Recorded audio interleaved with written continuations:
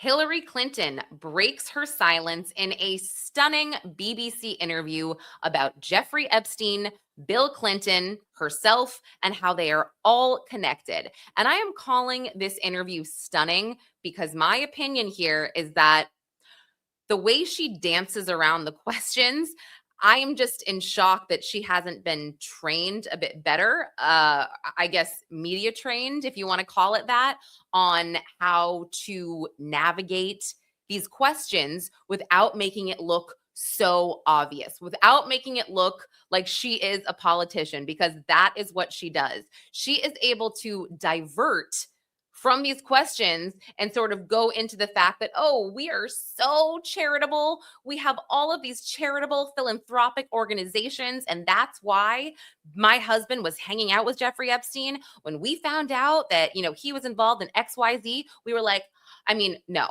I'm sorry. And again, this is my opinion. So I am slightly biased, I guess, but I want you to watch what I'm going to play for you all, certain clips of this interview, and you can decide for yourself, because I have studied statement analysis. I am not an expert by any means, but I've studied it enough to know when someone's not being totally truthful. And I think that you're going to see that.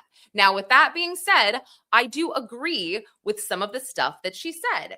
She accused the Trump administration of withholding files. She accused them of slow walking the release of the millions of files. And yeah, I have not made it a secret that I don't think that the Trump administration and the DOJ really handled the rollout of the Epstein files properly. I mean, if you remember, it was so insane. Trump 1 minute is saying, oh, it's a Democratic hoax, it's fake, it's this, it's that. It was just a complete nightmare. So yes, I do agree with her that it was severely mishandled. But that being said, I mean, it doesn't mean that what she says about herself, her husband, and Jeffrey Epstein is true. She has denied personal involvement with him. She said she never met him. She dismissed all speculation linking her to him, although it's like, hello, the link is your husband, and it's right there for us all to see. She did acknowledge meeting Ghislaine Maxwell, but you have to see what she says. She goes down a whole other path trying to distract us. So she goes into the fact that Bill Clinton acknowledged knowing Epstein, but he severed the ties after learning of Epstein's crimes. I mean, that can be said for anybody. It's like you hang out with somebody, all of a sudden they're busted for doing something illegal. You're like, whoa, whoa, whoa. I'm sorry. Are we supposed to think that he's a good person because he didn't want to be associated or get in trouble? Yeah. So she also sort of closes her interview with really echoing these calls for transparency. Yeah, we need transparency here of all the files, this and that, and it's like, okay, I agree with you. But I also, again, go back to the file drop just doesn't make sense. They made a point to redact so many names of these alleged Johns, but they didn't redact a handful of victim names.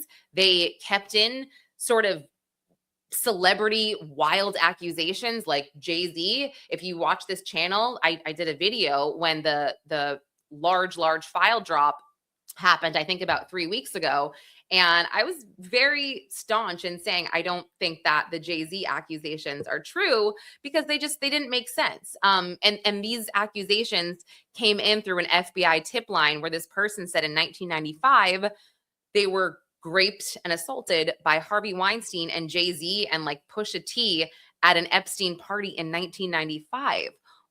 Jay-Z's album Reasonable Doubt did not come out until 1996. What would he be doing in West Palm Beach? Would Jay-Z be wearing a polo shirt, like a Vinnie Vines polo shirt again, it doesn't make sense. But what I'm trying to say is that stuff is left in the Epstein files. No problem. The DOJ has no issue with that as long as they redact the actual Johns who run the world, the bank CEOs, right? The politicians. I mean, it's gross, whatever. But let's start with the first clip I'm going to play for you all of good old Hillary. I'm just kidding, you guys. I'm kidding. I obviously haven't made it a secret. I'm really not the biggest fan of her. I'm not really too into politics, I guess. It's tough these days. But all right, here we go. Oh, what? We have a very clear. Sorry, I want to rewind this, but well, there's like no way to rewind it. We'll just play it. Clear record that we've been willing to talk about, which my husband has said he took some rides on the airplane for his charitable work. I don't recall ever meeting him. Did you ever meet Ghislaine Maxwell? I did on a few occasions, and thousands of people go to the Clinton Global Initiative. So it to me is not something that is really at the heart of what this matter is about. Oh. They are accused, and in both cases were convicted of horrific crimes against girls and women. Yes. That should be the focus. And we are more than happy to say what we know, which is very limited and totally unrelated to their behavior. I have to stop for a second. We are more than happy to say what we know. So go ahead. That's what they're asking you. Isn't this supposed to be what you're doing, saying what you know? Also, go back. Oh, yes, my husband has taken several rides on his airplane. Okay, that's kind of a big deal. I'm sorry. I don't take rides on people's private airplanes unless I am, one, going to the same destination as them, right? And I'm assuming here that you have a lot of back and forth to make these type of plans. Maybe not a lot. Maybe in this world it's different. I did see a lot of email exchanges in that dump where they'd say, oh, hey, do you want to ride with us on the plane to XYZ? We're going here, we're going there. And, people would either say yes. I mean, I'm from New Hampshire, and I saw an inventor, Dean Kamen, who invented the Segway, actually. He was very popular when I was growing up because he was so loaded that he gave kids king-size candy bars. But I am so disgusted because I saw him in the files in a bad way. He traveled to Epstein Island. He hung out with Epstein at his ranch overnight. I can only imagine what was going on there. And just to be clear, I am not someone that says, oh, you were on Epstein's flight log, so that means you're guilty of everything. So I'm not necessarily saying that. I feel like I'm smart enough to know that's not what it means. If you're in Epstein's address book or whatever contact book, that means that you're dirty and you are engaging in these awful activities. I'm not saying that. I'm saying based on the emails I saw with Dean Kamen, it would indicate that he participated, although, I haven't seen photos. I haven't seen hard proof. I am just speculating based on the emails. And the same thing goes with Bill Clinton. Based on the photos, based on, the photos alone are just insane to me. So yes, I am speculating that Bill Clinton did more than just ride on Epstein's plane. And again, Hillary, if you're happy to tell us everything you know, then why don't you? And yes, we know you've done charitable work. Or their crimes. And we want to do it in public because let's make this transparent. There are calls for another individual who denies wrongdoing to go before Congress on this matter. Andrew Mountbatten Windsor, formerly Prince Andrew. Do you think he should testify? I think everybody should testify. Look, including the former prince. I think everybody should testify who is asked to testify. I just want it to be fair. I want everybody treated the same way.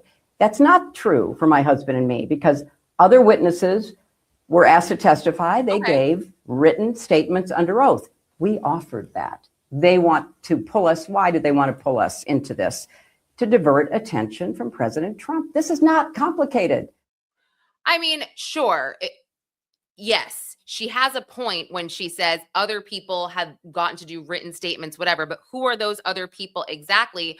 Are there photographs of young women sitting in their laps? Are there actual tangible photographs and evidence here of possible wrongdoing? With that photo, the Bill Clinton photo with the girl in his lap, we don't know how old she is. We have no idea. She thinks that her and her husband are a distraction from President Trump. I'm not sure. I think everything is a distraction. I happen to think ICE is. I think everything politically is a distraction. I will say it. I mean, it's crazy. But let's go to the next clip that I want to play. Okay. This is Hillary finally addresses the viral hot tub image of Bill that was recently released. Does America believe her explanation? Okay. Did you hear that answer? She's like, no, it wasn't on a hot tub on a plane. It was a stop that they made on the way to a charitable whatever.